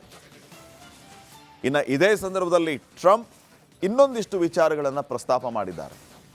ಇರಾನ್ಗೆ ನಾನು ಕರೆ ಮಾಡಿಲ್ಲ, ಅವರೇ ನನಗೆ ಕಾಲ್ ಮಾಡಿದ್ದು. ಇರಾನ್ ಜೊತೆಗೆ ಒಪ್ಪಂದ ನಿಜಕ್ಕೂ ಒಳ್ಳೆಯದು ಅಂತ ಟ್ರಂಪ್ ಈ ಸಂದರ್ಭದಲ್ಲಿ ಹೇಳಿದ್ದಾರೆ. ಯುದ್ಧಕ್ಕೆ ಕಾರಣಗಳನ್ನು ಅವರು ತಿಳಿಸಿದ್ದಾರೆ, ಯಾವ ಕಾರಣಕ್ಕಾಗಿ ನಾವು ಅಟ್ಯಾಕ್ ಮಾಡಿದ್ವಿ ಅಂತ ಹೇಳಿ. ಇದರ ಮಧ್ಯೆ ಮತ್ತೆ ಯುದ್ಧ ಶುರುವಾಗಲ್ಲ ಅಂತ ದೃಢಪಡಿಸಬೇಕು ಅವರು. ನಾವು ಕಾಂಪ್ರಮೈಸ್ ಮಾಡಿಕೊಳ್ಳೋದು ಆದರೆ ಸದ್ಯಕ್ಕೆ ಇರಾನ್ ಜೊತೆಗೆ 15 ಅಂಶಗಳ ಚರ್ಚೆ ಆಗಬೇಕು. ಮಾತುಕತೆ ಫಲಪ್ರದ ಆದರೆ ಹಾರ್ಮುಜ್ ಮುಕ್ತ ಆಗಲಿದೆ. ಎಷ್ಟೇ ಕಷ್ಟ ಆದರೂ ಒಪ್ಪಂದಕ್ಕೆ ಬರೋದಕ್ಕೆ ಇರಾನ್ ಬಯಸಿದೆ. ಇರಾನ್ ಜೊತೆ ಉತ್ತಮ ಫಲಪ್ರದ ಚರ್ಚೆಗಳು ಆಗ್ತಾ ಇವೆ ಅಂತ ಟ್ರಂಪ್ ಹೇಳಿದ್ದಾರೆ. 48 ಗಂಟೆಗಳಲ್ಲಿ ಎರಡೂ ದೇಶಗಳ ನಡುವೆ ಮಾತುಕತೆ ನಡೆಯುತ್ತೆ. ಮುಂದಿನ 5 ದಿನ ನಾವು ಇರಾನ್ ಮೇಲೆ ದಾಳಿ ಮಾಡಲ್ಲ ಅಂತ ಅಮೆರಿಕ ಹೇಳಿದೆ. ಅಮೆರಿಕ ಅಧ್ಯಕ್ಷ ಡೊನಾಲ್ಡ್ ಟ್ರಂಪ್ ಅವರ ಮಹತ್ವದ ಹೇಳಿಕೆ ಈ ಸಂದಿಗ್ಧ ಪರಿಸ್ಥಿತಿಯಲ್ಲಿದು. ಆದರೆ ಇಷ್ಟಕ್ಕೆ ಮುಗಿಲಿಲ್ಲ. ಇರಾನ್ನ ವರ್ಷನನ್ನು ಕೇಳಿಸ್ಕೋಬೇಕಲ್ಲ. ಅಮೆರಿಕ, ಡೊನಾಲ್ಡ್ ಟ್ರಂಪ್ ಇವೆಲ್ಲವನ್ನೂ ಕೂಡ ಹೇಳಿದರು. ಇದಕ್ಕೆ ಇರಾನ್ನವರ ಪ್ರತಿಕ್ರಿಯೆ ಏನು? ಟ್ರಂಪ್ ಅವರ ಹೇಳಿಕೆಯನ್ನ ಅಕ್ಷರಶಃ ನಿರಾಕರಿಸಿದೆ ಇರಾನ್ನ ಆಡಳಿತ. ಅಮೆರಿಕಾದ ಜೊತೆಗೆ ಯಾವುದೇ ರೀತಿಯ ಮಾತುಕತೆ ನಡೀತಾ ಇಲ್ಲ ಅಂತ ಹೇಳ್ತಾ ಇರೋದು ಇರಾನ್. ಅಲ್ಲಿ ಟ್ರಂಪ್ ಏನು ಹೇಳಿದರು? ನಾವೇನು ಅವ್ರಿಗೆ ಕಾಲ್ ಮಾಡಕ್ಕೆ ಹೋಗಿಲ್ಲ, ಇರಾನ್ ಅವರೇ ನಮಗೆ ಕಾಲ್ ಮಾಡಿದ್ದಾರೆ ಅಂತ. ಆದರೆ ಇರಾನ್ ಹೇಳ್ತಾ ಇರೋದೇನು? ಅಮೆರಿಕಾದ ಜೊತೆಗೆ ಯಾವುದೇ ರೀತಿಯ ಮಾತುಕತೆ ನಡೀತಾ ಇಲ್ಲ. ಇದೆಲ್ಲ ಅಮೆರಿಕಾದ ಷಡ್ಯಂತ್ರ ಅಂತ ಇರಾನ್ ಸ್ಪಷ್ಟಪಡಿಸಿದೆ. ಹಾಗಿದ್ರೆ ಡೊನಾಲ್ಡ್ ಟ್ರಂಪ್ ಇರಾನ್ ಅವರು ಕರೆ ಮಾಡಿದ್ದಾರೆ ಅಂತ ಹೇಳಿದ್ಯಾಕೆ? ಇರಾನ್ ಸಂಧಾನಕ್ಕೆ ಬಯಸಿದೆ ಅಂತ ಟ್ರಂಪ್ ಹೇಳಿದ್ಯಾಕೆ? ಇರಾನ್ ಇದೆಲ್ಲದಕ್ಕೂ ಸ್ಪಷ್ಟನೆಯನ್ನ ಕೊಟ್ಟಿದೆ. ಯಾವುದೇ ರೀತಿಯ ಮಾತುಕತೆ ಅಮೆರಿಕದ ಜೊತೆ ನಡೀತಾ ಇಲ್ಲ, ಇದೆಲ್ಲ ಅಮೆರಿಕದ ಷಡ್ಯಂತ್ರ ಅಂತ ಇರಾನ್ ಸ್ಪಷ್ಟಪಡಿಸಿದೆ. ಅಲ್ಲಿಗೆ ಯುದ್ಧ ನಿಲ್ಲುವ ಲಕ್ಷಣಗಳು ಕಾಣಿಸ್ತಾ ಇಲ್ಲ. ಯುದ್ಧ ಸೀಸ್ಫೈರ್ ಆದರೆ ಅದು ಯಾವ ರೀತಿ ಅನ್ನೋದು ಈಗ ಕುತೂಹಲಕ್ಕೆ ಕಾರಣ ಆಗ್ತಾ ಇದೆ. ನೋಡ್ ನೆಕ್ಸ್ಟ್. ಇಸ್ರೇಲ್ ವಿರುದ್ಧದ ಸಮರಕ್ಕೆ ಭಾರತದಿಂದ ಇರಾನ್ಗೆ ಚಿನ್ನದ ರಾಶಿಯೇ ಹರಿದಿದೆ. ಕಾಶ್ಮೀರದ ಮುಸ್ಲಿಮರು ಇರಾನ್ನಲ್ಲಿ ಯುದ್ಧದಿಂದ ನಲುಗಿರುವ ಜನತೆಯ ನೆರವಿನ ಮಹಾಪೂರವನ್ನೇ ಹರಿಸಿದ್ದಾರೆ.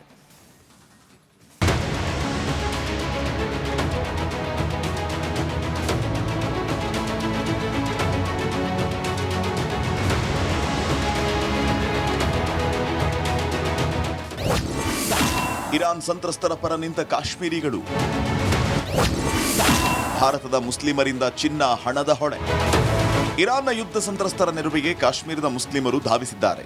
ಮಿಸೈಲ್ ಬಾಂಬ್ಗಳ ದಾಳಿಯಿಂದ ನಲುಗಿದವರಿಗೆ ಸ್ವಯಂ ಪ್ರೇರಿತವಾಗಿ ದೇಣಿಗೆ ನೀಡುತ್ತಾ ಇರೋ ಫೋಟೋಗಳು ಹಾಗೂ ವಿಡಿಯೋಗಳು ಸ್ವತಃ ಭಾರತದಲ್ಲಿರೋ ಇರಾನ್ ರಾಯಭಾರ ಕಚೇರಿ ಸರಣಿ ಪೋಸ್ಟ್ ಮಾಡಿದೆ.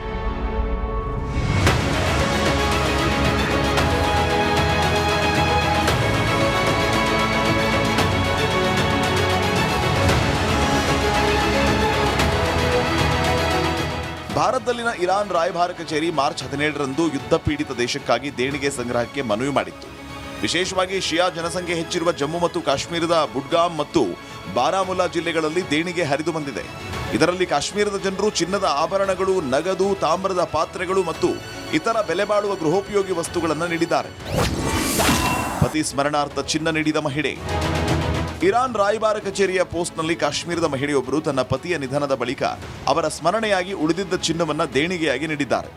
ಈ ದೇಣಿಗೆ ಇರಾನ್ ಯುದ್ಧದಲ್ಲಿ ಸಂತ್ರಸ್ತರಿಗೆ ನೆರವಾಗುವುದಕ್ಕೆ ಅಗತ್ಯ ಇರೋ ಜನರಿಗೆ ತಲುಪುವಂತೆ ಖಚಿತಪಡಿಸಿಕೊಳ್ಳುವುದಕ್ಕೆ ಇರಾನಿನ ರಾಯಭಾರ ಕಚೇರಿ ಸೇರಿದಂತೆ ಅಧಿಕೃತ ಪರಿಹಾರ ಸಂಸ್ಥೆಗಳ ಮೂಲಕ ಕೊಡುಗೆಗಳನ್ನು ರವಾನಿಸಲಾಗುವುದು ಅಂತ ಸಂಗ್ರಹಣಾ ಕಾರ್ಯದಲ್ಲಿ ತೊಡಗಿರುವ ಜನರು ತಿಳಿಸಿದ್ದಾರೆ.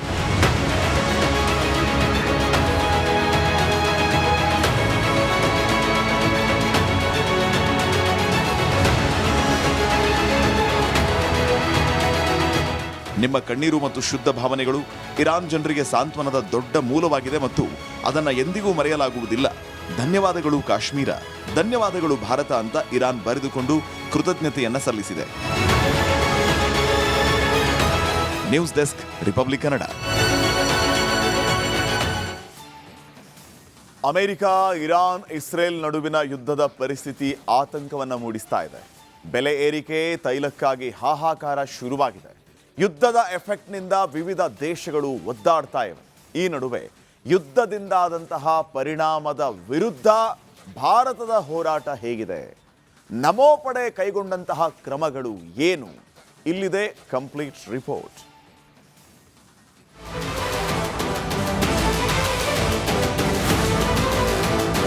53 लाख मीट्रिक टन से अधिक का स्ट्रेटेजिक पेट्रोलियम रिजर्व है.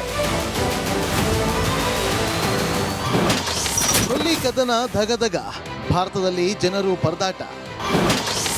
ಲೋಕಸಭೆಯಲ್ಲಿ ದೇಶವಾಸಿಗಳಿಗೆ ಪ್ರಧಾನಿ ಮೋದಿ ಅಭಯ. ಕೊಲ್ಲಿ ಕದನ ರೋಚಕ ಘಟ್ಟ ತಲುಪಿದೆ. ಮಿಸೈಲ್ ಕ್ಷಿಪಣಿಗಳ ಅಬ್ಬರ ಜೋರಾಗಿದೆ. ಅಮೆರಿಕದ ಯುದ್ಧ ವಿಮಾನಗಳು ಆಕಾಶದಲ್ಲೇ ಉಡೀಸಾದ್ರೆ ಇರಾನ್ ಅಲ್ಲೋಲ ಕಲ್ಲೋಲವಾಗಿದೆ. ಈ ನಡುವೆ ಯುದ್ಧದ ಎಫೆಕ್ಟ್ ಜಾಗತಿಕ ಮಟ್ಟದಲ್ಲಿ ತಲ್ಲಣ ಮೂಡಿಸಿದೆ. ಭಾರತದಲ್ಲಿ ಗ್ಯಾಸ್ ಅಭಾವ ಸೃಷ್ಟಿಯಾಗಿ ಜನರು ಕಂಗಾಲಾಗಿದ್ದಾರೆ. ಈ ಬೆನ್ನಲ್ಲೇ ಬಿಕ್ಕಟ್ಟಿಗೆ ಪರಿಹಾರ ಕಂಡುಕೊಳ್ಳಲು ಭಾರತ ನಡೆಸಿದ ಹೋರಾಟವನ್ನ ಪ್ರಧಾನಿ ನರೇಂದ್ರ ಮೋದಿ ಎಳೆಯಾಗಿ ಬಿಚ್ಚಿಟ್ಟಿದ್ದಾರೆ.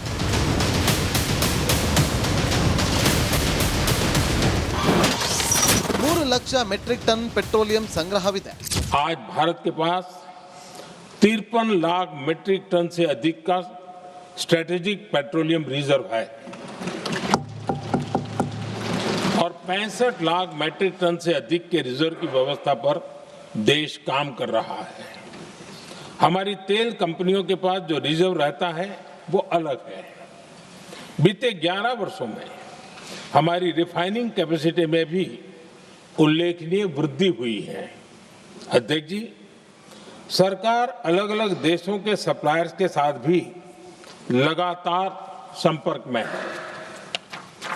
प्रयास ये है कि जहां से संभव हो वहां से तेल और गैस की सप्लाई होती रहे. ಪಶ್ಚಿಮ ಏಷ್ಯಾದ ರಾಷ್ಟ್ರಾಧ್ಯಕ್ಷರ ಜೊತೆ ಸಂಪರ್ಕ. जब से ये युद्ध शुरू हुआ है तब से ही प्रभावित देशों में हर भारतीय को जरूरी मदद दी जा रही है. मैंने खुद पश्चिम एशिया के ज्यादातर देशों के राष्ट्राध्यक्षों के साथ 2 राउंड फोन पर बात की है. सभी ने भारतीयों की सुरक्षा का पूरा आश्वासन दिया है. ದೇಶದಲ್ಲಿ 6 ಯೂರಿಯಾ ಪ್ಲಾಂಟ್ ಶುರು. देश में 6 यूरिया प्लांट शुरू किए गए हैं. इससे सालाना 76 लाख मैट्रिक टन से अधिक की यूरिया प्रोडक्शन कैपेसिटी जुड़ी है. इस दौरान डीएपी और एनपीकेएस जैसी खाद का घरेलू उत्पादन भी करीब 50 लाख मैट्रिक टन बढ़ाया गया है. इतना ही नहीं, तेल और गैस की तरह खाद के आयात को भी डाइवर्सिफाई किया गया है.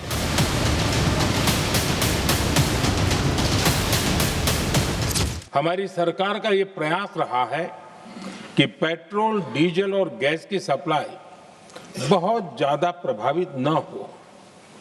देश के सामान्य परिवारों को परेशानी भी कम से कम हो, इस पर हमारा फोकस रहा है.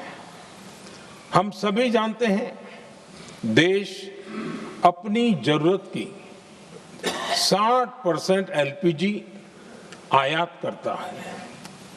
इसकी सप्लाई में अनिश्चितता के कारण सरकार ने एलपीजी के डोमेस्टिक उपयोग को प्राथमिकता दी है. साथ ही एलपीजी के देश में ही उत्पादन को भी बढ़ाया जा रहा है. पेट्रोल, डीजल की सप्लाई पूरे देश में सुचारू रूप से होती रहे, इस पर भी लगातार काम किया गया है. ಒಟ್ಟಾರೆ ದೇಶದಲ್ಲಿ ಜನರಲ್ಲಿ ಮೂಡಿದ ಗೊಂದಲ, ವಿಪಕ್ಷಗಳ ಆರೋಪಕ್ಕೆ ನಮೋ ಮಾತಿನಲ್ಲೇ ಉತ್ತರ ಕೊಟ್ಟಿದ್ದಾರೆ. ಅಷ್ಟೇ ಅಲ್ಲದೆ ಯುದ್ಧದಿಂದಾದ ಎಫೆಕ್ಟ್ ವಿರುದ್ಧ ಹೋರಾಟವನ್ನ ಎಳೆಯಾಗಿ ದೇಶದ ಜನರ ಮುಂದಿಟ್ಟಿದ್ದಾರೆ. News desk, Republic Kannada. Gas ಸಿಲಿಂಡರ್ಗೆ ಗ್ರಾಹಕರ ಪರದಾಟ ಆಗೋದು ಯಾವ ರೀತಿ ನೋಡ್ತಾ ಇದ್ದೀರಿ ಪ್ರತಿನಿತ್ಯ. ಗ್ಯಾಸ್ ಏಜೆನ್ಸಿ ಮುಂದೆ ಗಂಟೆಗಟ್ಟಲೆ ಕಾದರೂ ಕೂಡ ಒಂದೇ ಒಂದು ಸಿಲಿಂಡರ್ ಸಿಗ್ತಾ ಇದೆ. ಇದು ಕಾಮನ್ ಕೂಡ ಆಗ್ಬಿಟ್ಟಿದೆ. ತೈಲಕ್ಕೂ ಕೊಲ್ಲಿವಾರ್ ಬಿಸಿ ತಟ್ಟುತ್ತಾ ಅನ್ನುವಂಥ ಆತಂಕ ಈಗ ಶುರುವಾಗಿದೆ. ಒಂದು ವರದಿ ಇದೆ, ಈ ಬಗ್ಗೆ ನೋಡ್ಕೊಂಬ.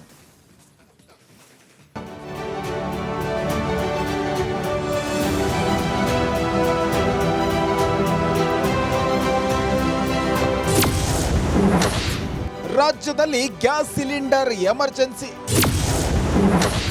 ಶಿಡ್ಲಘಟ್ಟದಲ್ಲಿ ಅರ್ಧ ಕಿಲೋಮೀಟರ್ ಕ್ಯೂ. ಗ್ಯಾಸ್ ಸಿಲಿಂಡರ್ ತುಂಬಿದ ಲಾರಿ ಬರ್ತಿದ್ದಂತೆ ನೂರಾರು ಜನರು ಮುತ್ತಿಗೆ. ಸಿಲಿಂಡರ್ ಪಡೆಯೋಕೆ ನೂಕು ನುಗ್ಗಲು. ಅಡುಗೆ ಅನಿಲಕ್ಕೆ ಅರ್ಧ ಕಿಲೋಮೀಟರ್ ಗಟ್ಟಲೆ ಕ್ಯೂ. ಚಿಕ್ಕಬಳ್ಳಾಪುರ ಜಿಲ್ಲೆ ಶಿಡ್ಲಘಟ್ಟದಲ್ಲಿ ಗ್ಯಾಸ್ಗೆ ಗ್ರಾಹಕರು ಮುಗಿಬಿದ್ದಿದ್ದಾರೆ.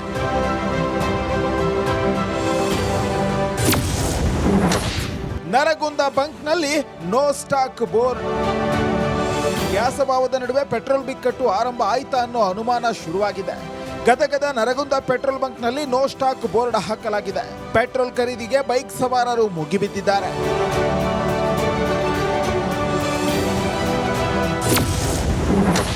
ರೊಟ್ಟಿ ಉದ್ಯಮಕ್ಕೂ ತಟ್ಟಿದ ವಾರ್ ಬಿಸಿ. ಬೀದರ್ ಜಿಲ್ಲೆಯ ರೊಟ್ಟಿ ಉದ್ಯಮಕ್ಕೂ ವಾರ್ ಬಿಸಿ ತಟ್ಟಿದೆ.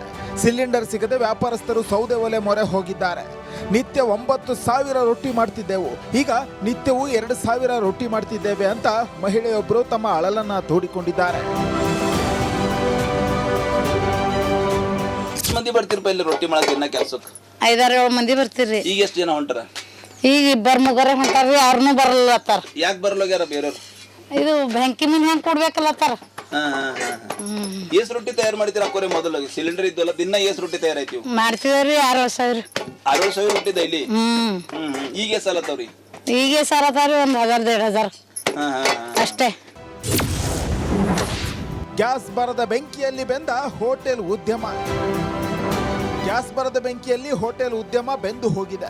45,000 ಸಿಲಿಂಡರ್ ಪೂರೈಕೆಗೆ ಮಾಲೀಕರು ಪಟ್ಟು ಹಿಡಿದಿದ್ರೆ 10,000 ಸಿಲಿಂಡರ್ ಪೂರೈಕೆಗೆ ಸರ್ಕಾರ ತೀರ್ಮಾನಿಸಿದೆ. ಇದು ಹೋಟೆಲ್ ಉದ್ಯಮಕ್ಕೆ ಬರಸಿಡಿಲು ಬಡಿದಂತಾಗಿದೆ. ಈಗ ನಾವು ಮೊದಲನೇದಾಗಿ ಇಂಥ ಕ್ರೈಸಸ್ಸಲ್ಲಿ ಅಟ್ಲೀಸ್ಟ್ ಕಮರ್ಷಿಯಲ್ ಸಿಲಿಂಡರ್ಸ್ ಕೊಡೋಕ್ಕೆ 20%ಗೆ ಕೇಂದ್ರ ಸರ್ಕಾರ ಅವಕಾಶ ಮಾಡಿಕೊಟ್ಟಿದೆ. ಅದಕ್ಕೆ ಅವರಿಗೆ ಧನ್ಯವಾದಗಳನ್ನು ತಿಳಿಸೋಣ. ಎರಡನೇದು, ಈಗ ಕನಿಷ್ಠ 50% ಕೊಟ್ಟರೆ ಮಾತ್ರ ಹೋಟೆಲ್ ನಡೆಯೋಕ್ಕಾಗುತ್ತೆ, ಅಲ್ಲದಿದ್ದರೆ ಅವ್ರಿಗೆ ಕಷ್ಟ ಆಗ್ತದೆ ಅನ್ನೋದನ್ನು ಕೇಂದ್ರ ಸರ್ಕಾರಕ್ಕೆ ನಾವು ಮನವಿ ಮಾಡೋಣ. ರಾಜ್ಯದಲ್ಲಿ ಗ್ಯಾಸ್ ಸಿಲಿಂಡರ್ ಎಮರ್ಜೆನ್ಸಿಗೆ ಹೋಟೆಲ್ ಉದ್ಯಮ ತತ್ತರಿಸಿ ಹೋಗಿದೆ. ಕಾರ್ಮಿಕರ ಬದುಕು ಬೀದಿಗೆ ಬಿದ್ದಿದೆ.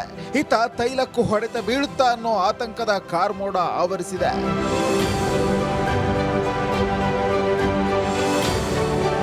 News desk, Republic Kannada. ನೋಡಿ, ವಾಣಿಜ್ಯ ಬಳಕೆಗೆ LPGಯ ಬದಲು LNG ಬಳಕೆಗೆ ಈಗ ಒತ್ತು ಕೊಡುವಂತಹ ಕೆಲಸ ಆಗ್ತಾ ಇದೆ. ನ್ಯಾಚುರಲ್ ಗ್ಯಾಸ್ಗೆ ಒತ್ತು ಕೊಡುವಂಥದ್ದು. LPGಗೆ ಅತ್ಯಂತ ವಿಶ್ವಾಸಾರ್ಹ ಪರ್ಯಾಯ ಅಂತಂದರೆ ಅದು LNG. ಹೋಟೆಲ್ಗೂ LNG ಬಳಕೆಗೆ ಕೇಂದ್ರ ಸರ್ಕಾರದ ಮನವಿ ಮಾಡಿಕೊಳ್ಳುವ ಕೆಲಸ ಆಗ್ತಾ ಇದೆ. ಪೈಪ್ಡ್ ನೈಸರ್ಗಿಕ ಅನಿಲ, ಪೈಪ್ಡ್ ನ್ಯಾಚುರಲ್ ಗ್ಯಾಸ್, ಇದರ ಸಂಪರ್ಕ ವಿಸ್ತರಣೆಗೆ ಈಗ ವೇಗ ಸಿಗಲಿಕ್ಕಿದೆ. ಅರ್ಜಿ ಕೊಟ್ಟ ಕೇವಲ 10 ದಿನಕ್ಕೆ LNG ಸಂಪರ್ಕ ಸಿಗಲಿಕ್ಕಿದೆ. ಹೋಟೆಲ್ ಮಾಲೀಕರು ಈಗ ಒದ್ದಾಡ್ತಾ ಇದ್ದಾರೆ LPG ಸಿಗದೆ. ಆದರೆ LNG ಸಿಗೋದಕ್ಕೆ ಎಲ್ಲ ರೀತಿ ವ್ಯವಸ್ಥೆಯನ್ನ ಮಾಡಲಾಗ್ತಾ ಇದೆ.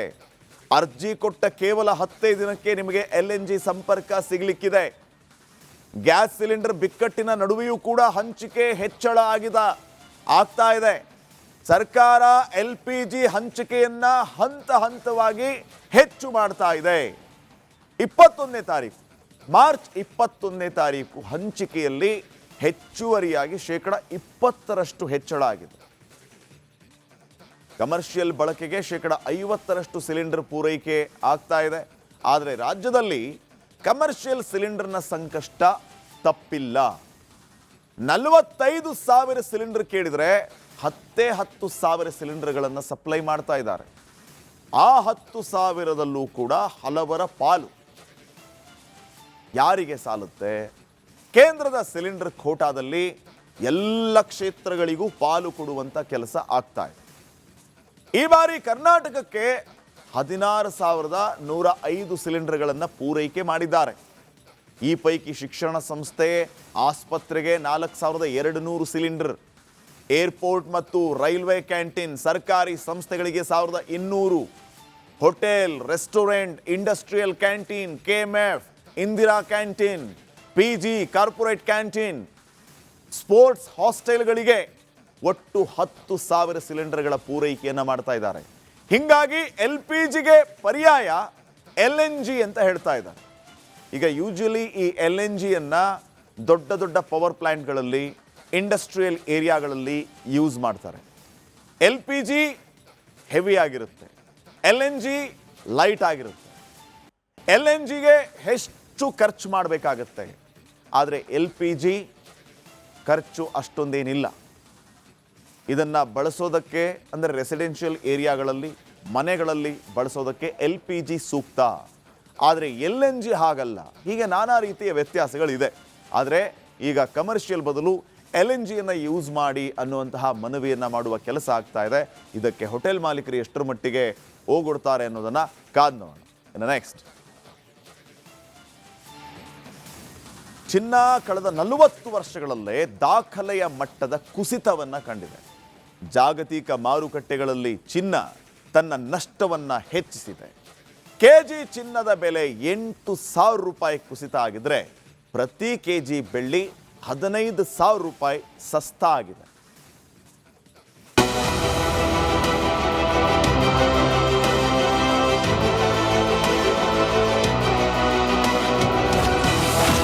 ಬಂಗಾರ ಪ್ರಿಯರಿಗೆ ಕೊನೆಗೂ ಅಚ್ಚೇ ದಿನ. KG ಚಿನ್ನದ ದರ ಬರೋಬ್ಬರಿ 8,000 ಇಳಿಕೆ. ಪ್ರತಿದಿನ ಬಂಗಾರ ಮತ್ತು ಬೆಳ್ಳಿ ಬೆಲೆಯಲ್ಲಿ ಹಾವು ಏಣಿ ಆಟದಂತೆ ಏರಿಳಿತಗಳು ಕಂಡುಬರುತ್ತಿವೆ. ಒಂದು ದಿನ ಏರಿಕೆ ಕಂಡರೆ ಮತ್ತೊಂದು ದಿನ ಇಳಿಕೆ. ಜಾಗತಿಕ ಆರ್ಥಿಕ ಅನಿಶ್ಚಿತತೆ, ಡಾಲರ್ ಬಲ, ಬಡ್ಡಿ ದರಗಳ ಬದಲಾವಣೆ ಇತ್ಯಾದಿ ಕಾರಣಗಳಿಂದ ಚಿನ್ನ ಬೆಳ್ಳಿ ಮಾರುಕಟ್ಟೆ ಅಸ್ಥಿರವಾಗಿರುತ್ತದೆ. ಯುದ್ಧದ ಪರಿಸ್ಥಿತಿಗಳಲ್ಲಿ ಸಾಮಾನ್ಯವಾಗಿ ಚಿನ್ನ ಬೆಲೆ ಏರಿಕೆ ಕಾಣುವುದು ಸಹಜ. ಆದರೆ ಇತ್ತೀಚಿನ ಯುದ್ಧ ವಾತಾವರಣದಲ್ಲೂ ಚಿನ್ನದ ಬೆಲೆ ನಿರೀಕ್ಷಿತ ಮಟ್ಟದಲ್ಲಿ ಏರಿಕೆ ಕಾಣದಿರೋದು ಆರ್ಥಿಕ ವಲಯದಲ್ಲಿ ಚರ್ಚೆಗೆ ಗ್ರಾಸವಾಗಿದೆ. ಬೆಂಗಳೂರಿನಲ್ಲಿ ಇವತ್ತು 22 ಕ್ಯಾರೆಟ್ ಬಂಗಾರದ ಬೆಲೆ 1 ಗ್ರಾಮ್ಗೆ ರೂಪಾಯಿ 12,835 ರೂಪಾಯಿ ಇದ್ರೆ ಪ್ರತಿ ಗ್ರಾಮ್ 18 ಕ್ಯಾರೆಟ್ ಆಭರಣ ಚಿನ್ನದ ಬೆಲೆ 10,502 ರೂಪಾಯಿ ಇದೆ. 22 ಕ್ಯಾರೆಟ್ ಆಭರಣ ಚಿನ್ನದ ಬೆಲೆ 12,835 ರೂಪಾಯಿ ಇದ್ರೆ 24 ಕ್ಯಾರೆಟ್ ಬಂಗಾರದ ಬೆಲೆ 14,002 ರೂಪಾಯಿ ಇದೆ.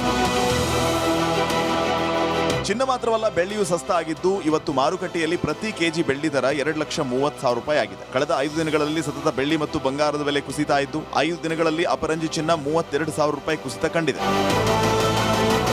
ಇಂದು ಮುಂಬೈ ಷೇರುಪೇಟೆಯಲ್ಲೂ ಅಲ್ಲೋಲ ಕಲ್ಲೋಲವಾಗಿದೆ. 1,600 ಅಂಕ ಕುಸಿತ ಕಂಡು ಸೆನ್ಸೆಕ್ಸ್ ಮತ್ತು ನಿಫ್ಟಿ ನೆಲಕಚ್ಚಿದ್ದು ಜಾಗತಿಕ ಸ್ಟಾಕ್ ಎಕ್ಸ್ಚೇಂಜ್ನಲ್ಲೂ ಗಲ್ಫ್ ವಾರ್ ತಲ್ಲಣ ಮೂಡಿಸಿದೆ. ಜಪಾನ್, ಕೊರಿಯಾ, ಹಾಂಗ್ಕಾಂಗ್ ಷೇರುಪೇಟೆಯೂ ಪತನವಾಗಿದ್ದು ಒಂದೇ ದಿನ ಹೂಡಿಕೆದಾರರಿಗೆ ಲಕ್ಷಾಂತರ ಕೋಟಿ ನಷ್ಟವಾಗಿದೆ. News desk, Republic Kannada. Welcome back. ಬಂಗಾರದ ರೇಟ್ ಕಡಿಮೆ ಆಗ್ಬಿಟ್ರೆ ಖರೀದಿ ಮಾಡೋಣ ಅಂತ ಲೆಕ್ಕಾಚಾರ ಹಾಕೊಂಡಿರೋರು ಈ ಸುದ್ದಿಯನ್ನ ನೋಡಲೇಬೇಕು. ಅವರಿಗೆ ಒಂದು ಗುಡ್ ನ್ಯೂಸ್, ಇನ್ನೂ ಕೂಡ ಕಡಿಮೆ ಆಗುತ್ತೆ ಬಂಗಾರದ ರೇಟ್. ಗಲ್ಫ್ ಯುದ್ಧದ ವೇಳೆಯೂ ಬಂಗಾರದ ಬೆಲೆ ಕುಸಿತ ಆಗಿದೆ. ಇದಕ್ಕೆ ಹಲವು ಕಾರಣಗಳಿವೆ.